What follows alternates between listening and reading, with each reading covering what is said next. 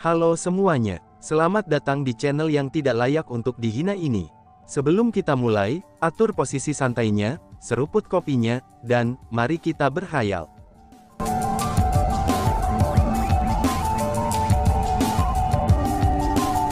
Melanjutkan cerita sebelumnya. Tidak, ini terlalu berbahaya.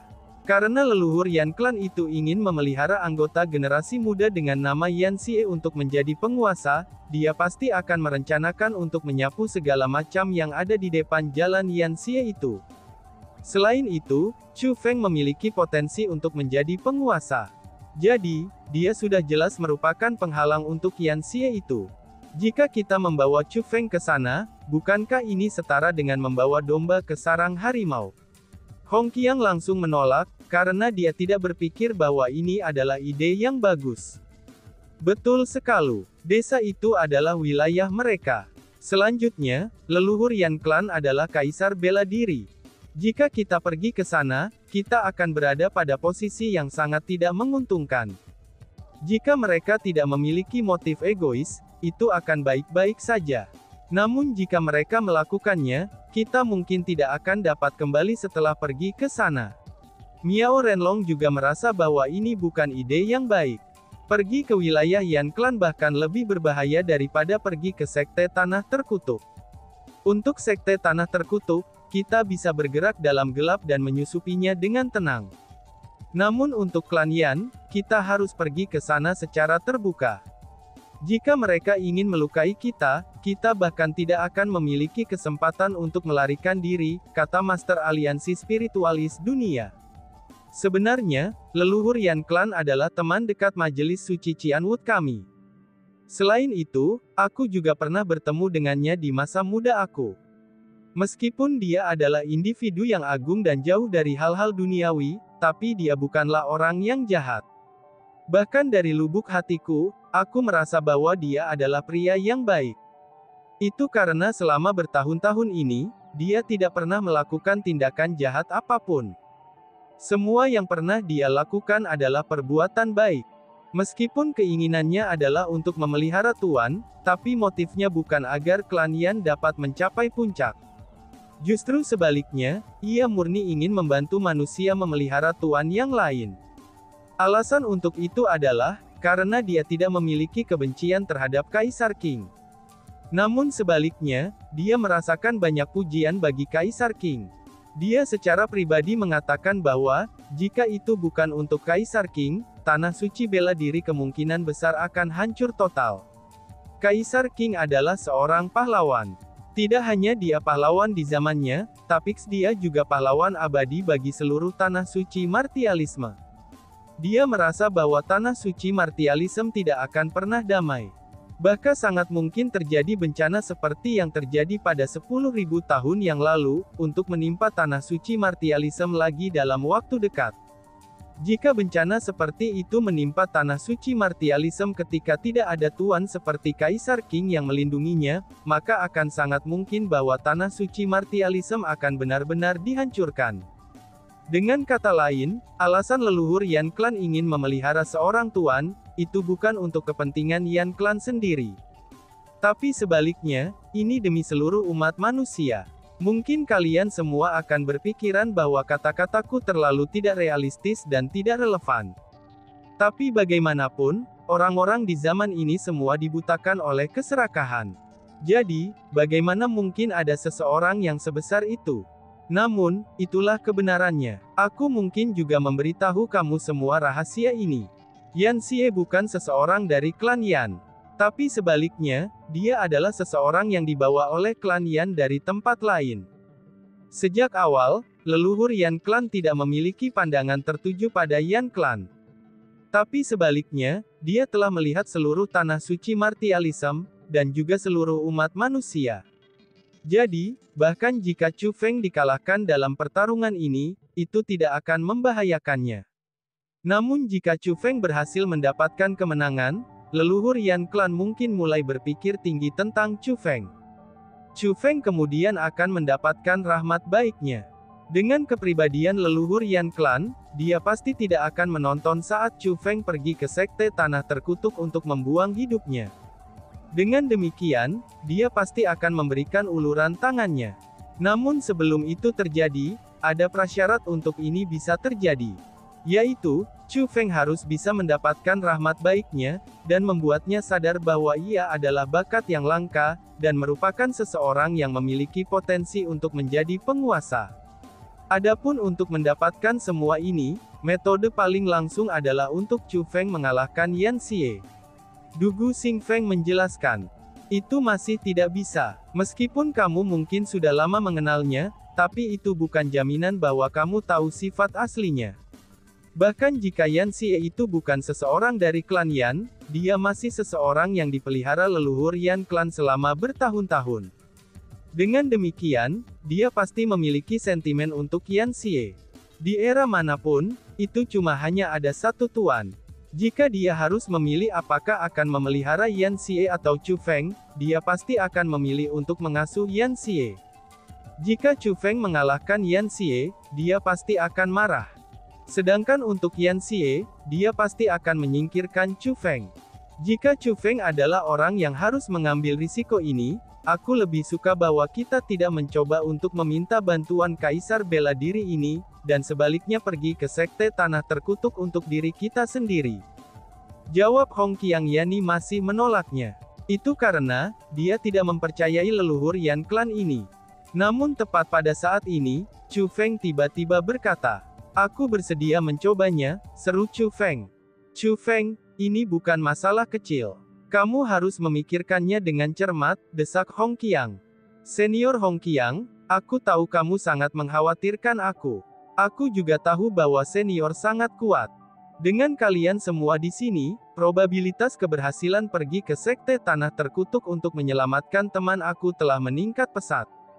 Namun jika itu benar-benar seperti yang dikatakan Kepala Akademi, dan Sekte Tanah Terkutuk dijaga oleh Kaisar bela diri, maka Sekte Tanah Terkutuk akan terlalu berbahaya, dan bahkan jauh lebih berbahaya daripada apa yang kita perkirakan. Aku tidak berharap kalian semua menanggung risiko semacam ini untukku. Jadi, aku ingin pergi dan meminta bantuan leluhur Yan klan itu.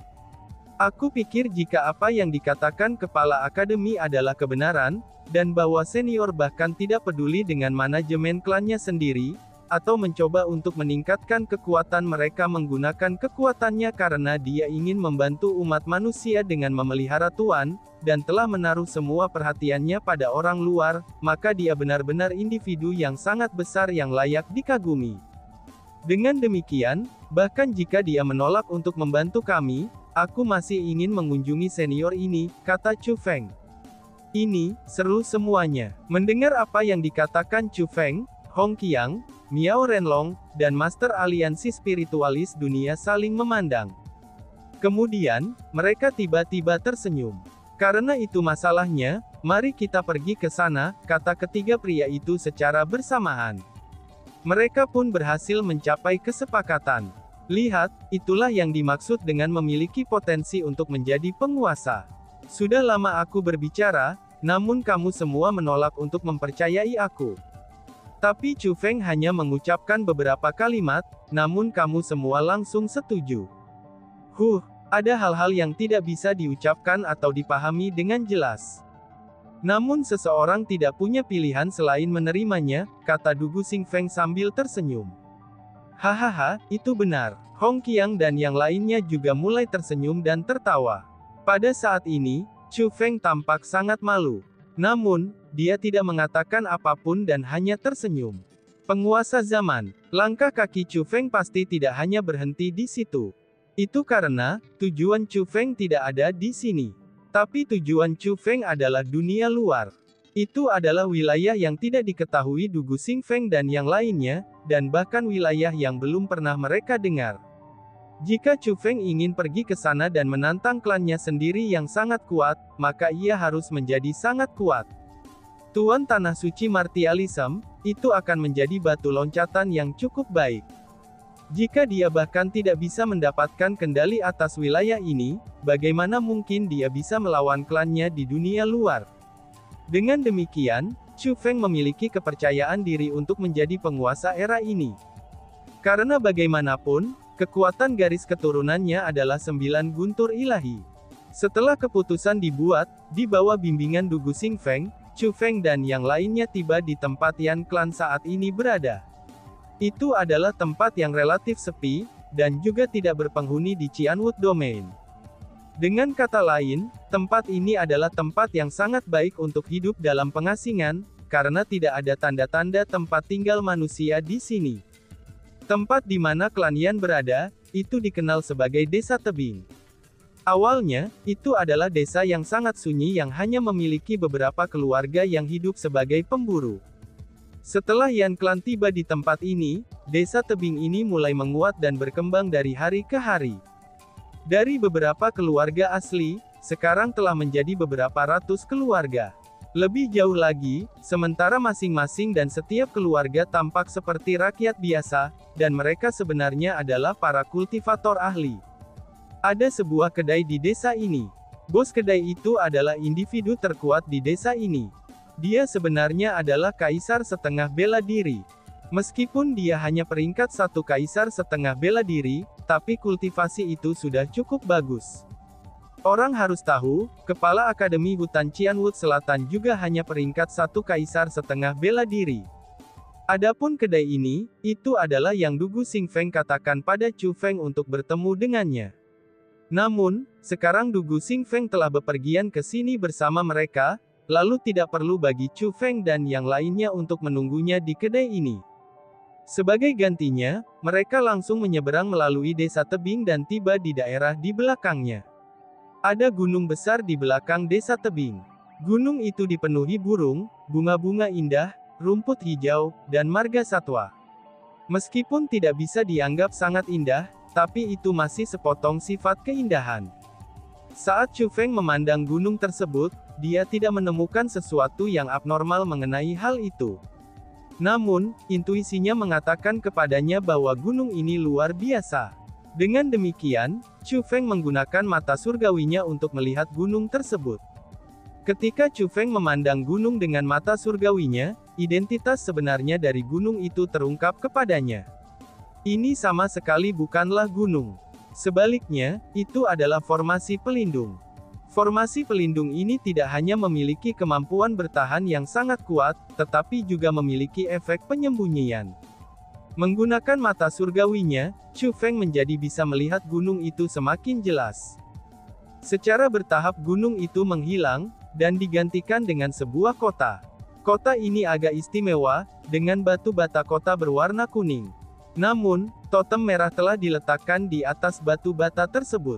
Totem merah itu tampak seperti api. Sepintas, seluruh kota tampak dibangun dari amukan api. Namun, bahkan dengan kombinasi warna ini, mereka tidak menyilaukan sama sekali. Justru sebaliknya, semakin Chu Feng melihatnya, maka semakin nyaman yang dia rasakan. Itu seolah-olah kombinasi kedua warna ini sangat cocok satu sama lain. Kota itu sangat besar, namun tidak banyak orang yang berjalan di jalan-jalannya. Selain itu, banyak tempat di kota yang dijaga. Adapun penjaga gerbang kota, mereka sangat kuat. Tampilan seperti ini mungkin tidak membuat kota terlihat seperti tempat di mana orang biasa akan tinggal. Tapi sebaliknya, itu lebih mirip rumah kekuatan yang luar biasa. Itu sudah jelas, ini adalah tempat tinggal sebenarnya dari orang-orang dari klan Yan. Dugu Xingfeng mulai berjalan ke arah gerbang masuk. Dia benar-benar memiliki kunci untuk masuk, dan langsung membuka gerbang formasi spiritual. Setelah gerbang formasi spiritual dibuka, Chu Feng dan yang lainnya segera berjalan ke kota Yan Clan. Ketika dia masuk, Chu Feng bisa melihat dengan jelas orang-orang dari klan Yan. Mereka begitu biasa, sehingga tidak ada yang membedakan mereka. Masing-masing dari mereka hanyalah manusia normal. Adapun untuk para penjaga, mereka tidak terlalu terkejut melihat Chu Feng dan yang lainnya. Bahkan, mereka bahkan menganggukkan kepala untuk mengekspresikan niat baik terhadap Chu Feng dan yang lainnya. Sikap mereka juga sangat ramah. Chu Feng bisa mengatakan bahwa sikap ramah mereka kemungkinan besar karena Dugu Xingfeng. Jika mereka berempat masuk ke sini tanpa Dugu Xingfeng, kemungkinannya sikap para penjaga tidak akan seperti ini. Lagi pula, persenjataan kerajaan di pinggang para penjaga itu bukan hanya hiasan semata. Para penjaga ini benar-benar ada di sini untuk melindungi tempat ini. Selain itu, semua penjaga sudah tua, dan tidak ada dari mereka yang muda. Tapi sebaliknya, mereka semua adalah kawan lama yang telah hidup selama ratusan tahun. Selain itu, tidak satupun dari mereka yang lemah. Mereka semua adalah half martial emperors. Dari sini saja dapat dilihat bahwa, penjaga desa Yan ini cukup luar biasa. Paling tidak, untuk mengajukan ahli yang kuat untuk menjaga gerbang masuk, itu adalah sesuatu yang bahkan kekuatan besar tidak bisa capai seperti 9 kekuatan. Kepala Akademi Dugu, kamu datang. Tiba-tiba, seseorang yang tampaknya adalah pemimpin penjaga segera berjalan, dan berbicara seolah-olah dia telah melihat seorang teman lama. Apakah kepala klan Yan Klan hadir? Tanya Dugu Xingfeng. Lord Klan Chief hadir. Mungkinkah kepala Akademi Dugu memiliki sesuatu yang ingin kamu perlukan, untuk menemukan ketua klan Lord kita? Pemimpin penjaga itu bertanya. Memang benar, aku memiliki sesuatu yang ingin aku bicarakan dengannya, jawab Dugu Xingfeng. Kepala Akademi Dugu, tolong ikuti aku. Pemimpin penjaga itu mulai membimbing Dugu Xingfeng dan yang lainnya. Dia tidak terbang ataupun menggunakan keterampilan bela diri gerakan apapun. Tapi sebaliknya, dia mulai berjalan selangkah demi selangkah. Langkah kakinya sangat mantap dan lambat. Namun, langkahnya itu sempurna untuk menikmati pemandangan jalanan kota. Semakin dalam mereka pergi ke kota, Chu Feng semakin terkejut dan takjub. Seringkali, akan ada kelompok anak-anak bermain di jalan. Kadang-kadang, Chu Feng juga akan melihat anak-anak seusia dirinya. Namun terlepas dari apakah itu anak-anak kecil atau anak-anak seusia dirinya, mereka semua memiliki kultivasi yang melebihi orang-orang biasa. Bahkan masing-masing dari mereka memiliki bakat terbaik. Namun lebih dari anak-anak atau remaja, itu ada banyak ahli dari generasi yang lebih tua. Namun yang paling lemah di antara mereka adalah Martial Kings, dan mayoritas dari mereka adalah Half Martial Emperor. Kekuatan semacam ini benar-benar tidak lemah sama sekali. Dan bahkan, itu bahkan lebih kuat daripada Gunung Qianwu. Sungguh, unta yang sangat tipis masih akan lebih besar dari seekor kuda. Meskipun kekuatan Yan Clan jauh lebih lemah sekarang jika dibandingkan dengan puncaknya, tapi mereka masih sangat kuat. Tentu saja, jika mereka benar-benar membandingkan, mereka masih akan lebih lemah daripada 9 kekuatan. Karena bagaimanapun, kekuatan sebenarnya dari 9 kekuatan terletak di majelis suci mereka. Selain itu, monster tua dari majelis suci adalah yang paling menakutkan. Namun, klan Yan ini memang berbeda. Pakar generasi tua mereka tidak menyembunyikan diri. Tapi sebaliknya, mereka tinggal bersama generasi muda mereka di kota yang sama. Itulah alasan mengapa mereka tampak sangat kuat dalam sekejap. Di bawah bimbingan pemimpin penjaga, Chu Feng dan yang lainnya akhirnya tiba di aula istana yang sangat mengesankan. Pada saat kedatangan mereka, tidak ada seorang pun di aula istana. Setibanya di sana, mereka disuruh menunggu. Namun tidak lama kemudian, seorang pria yang sangat tinggi dan kuat yang mengenakan gaun berapi-api, itu tiba dengan pemimpin penjaga yang mengikuti di belakangnya. Kultivasi pria ini tidak lemah. Dia adalah seorang kaisar marsial setengah puncak. Bahkan udara yang dipancarkannya setara dengan Dugu Xingfeng dan yang lainnya. Itu sudah jelas, orang ini harus menjadi kepala klan Yan Clan. Saudaraku Dugu, sudah lama sejak terakhir kali kita bertemu, aku percaya kamu baik-baik saja. Aku benar-benar tidak pernah berharap bahwa, bahkan Master Spiritualist Alliance dan Brother Miao juga akan datang ke sini. Ini benar-benar kesenangan aku untuk bertemu kalian semua. Ucap kepala klan Yan Clan dengan sangat antusias, dan benar-benar mengenali Master Aliansi Spiritualis Dunia dan Miao Renlong. Namun Chu Feng dapat mengatakan bahwa, Master Aliansi Spiritualis Dunia dan Miao Renlong tidak mengenalnya. Saudara ini, ucap kepala klan Yan Clan sambil memandang ke arah Hong Qiang. Setelah merenung dalam waktu yang lama, ia tidak dapat menentukan siapa Hong Qiang ini. Pada saat ini, Chu Feng segera menyadari. Klan Yan telah disembunyikan di tempat ini begitu lama. Tentu saja, Miao Renlong dan yang lainnya tidak akan tahu tentang kepala klan Yan. Namun untuk Miao Renlong dan Master Aliansi Spiritualis Dunia, keduanya adalah orang-orang yang sangat terkenal. Potret mereka adalah barang yang mudah didapat orang. Dengan demikian, itulah alasan mengapa kepala klan Yan mampu mengenali Miao Renlong dan kepala Aliansi Spiritualis Dunia. Namun, Hong Qiang ini berbeda. Hong Qiang juga telah menyembunyikan diri untuk waktu yang lama, dan tidak begitu terkenal. Jadi, sangat sedikit orang yang tahu tentang dia. Adapun potretnya, tidak perlu menyebutkan itu. Dengan demikian, kepala klan Yan secara alami tidak mengenali Hong Qiang. Semuanya, izinkan aku memperkenalkan kalian semua. Ini adalah kepala klan Yan Hong. Saudara Yan, ini adalah kepala Akademi Hutan Bambu Valen Leaves, Hong Qiang. Setelah memperkenalkan Yan Hong kepada Hong Qiang, lalu Dugu Xingfeng memperkenalkan Hong Qiang kepadanya. Dan setelah itu, dia memperkenalkan Chu Feng. Benar-benar pahlawan muda. Dia sudah menjadi peringkat 8 Martial King di usia muda, ini benar-benar luar biasa. Saudara Dugu, setelah Qin Wentian dan Qin Lingyun, ternyata jenius langka lain telah muncul di Gunung Qianwood kamu. Setelah kepala klan Yan Klan melirik Chu Feng, ia mulai memuji sambil tertawa. Bagaimana mungkin Qin Wentian dan Qin Lingyun bisa dibandingkan dengan Chu Feng? Mereka tidak memenuhi syarat, ucap Hong Qiang sambil memutar matanya. Mendengar kata-kata itu, kepala klan Yan Klan terdiam. Itu karena, dia tidak tahu apa yang terjadi. Namun sudah jelas bahwa apa yang dikatakan Hong Qiang agak aneh dan tidak pantas. Hal ini pun menempatkan kepala klan Yan Klan dalam situasi yang canggung. Saudara Yan, aku benar-benar datang ke sini dengan tujuan berkunjung ke leluhur Yan Klan kamu. Aku memiliki sesuatu yang aku ingin konsultasikan dengannya. Brother Yan, mungkinkah bagi aku untuk melihat leluhur Yan Klan kamu? Dugu Xingfeng buru-buru berbicara untuk meredakan suasana canggungnya. Oh, kamu ingin melihat leluhur Yan Klan kita? Itu tidak ada masalah. Biarkan aku mengatur itu untuk kamu dengan segera, balas Yan Hong. Saat kepala klan Yan Klan berbicara, dia memberi isyarat kepada pemimpin penjaga di belakangnya dengan matanya.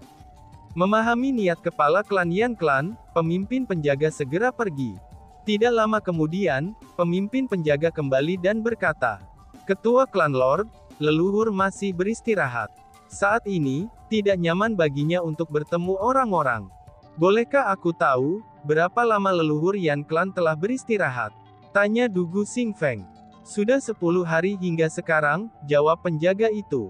"Tidak apa-apa, kita bisa menunggu," ucap Dugu Xingfeng. Dugu Xingfeng tahu apa artinya bagi leluhur Yan Klan untuk beristirahat. Itu adalah metode di mana leluhur Yan Klan akan berlatih.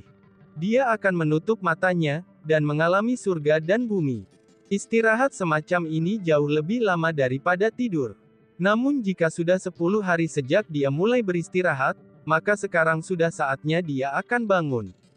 Dugu Xingfeng yakin bahwa leluhur Yan Klan akan bangun dalam waktu kurang dari sehari. Karena itulah, ia memutuskan untuk menunggu.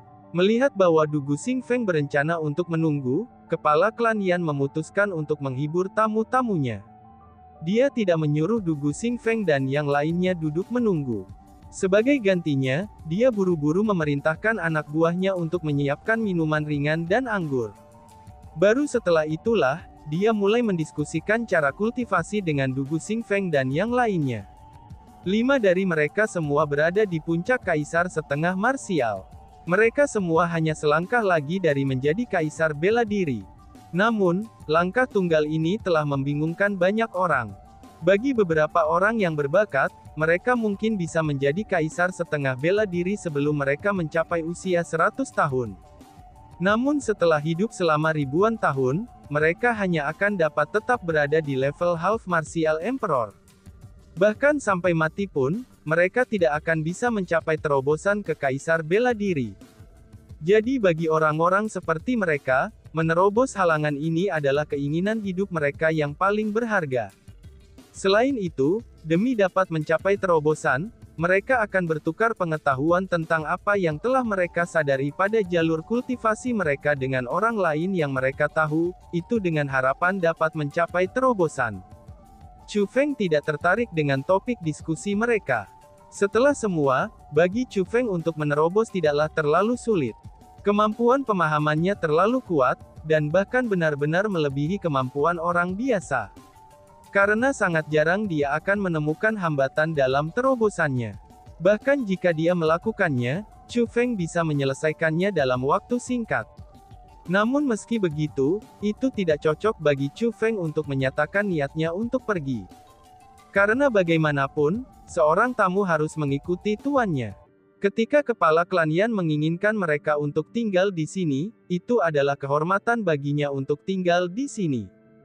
Selain itu, Chu Feng tidak terbiasa dengan tempat ini. Jika dia pergi, maka tidak ada tempat baginya untuk pergi. Karena itulah, ia memutuskan untuk mendengarkan obrolan mereka. Dia pun hanya bisa menghela nafas.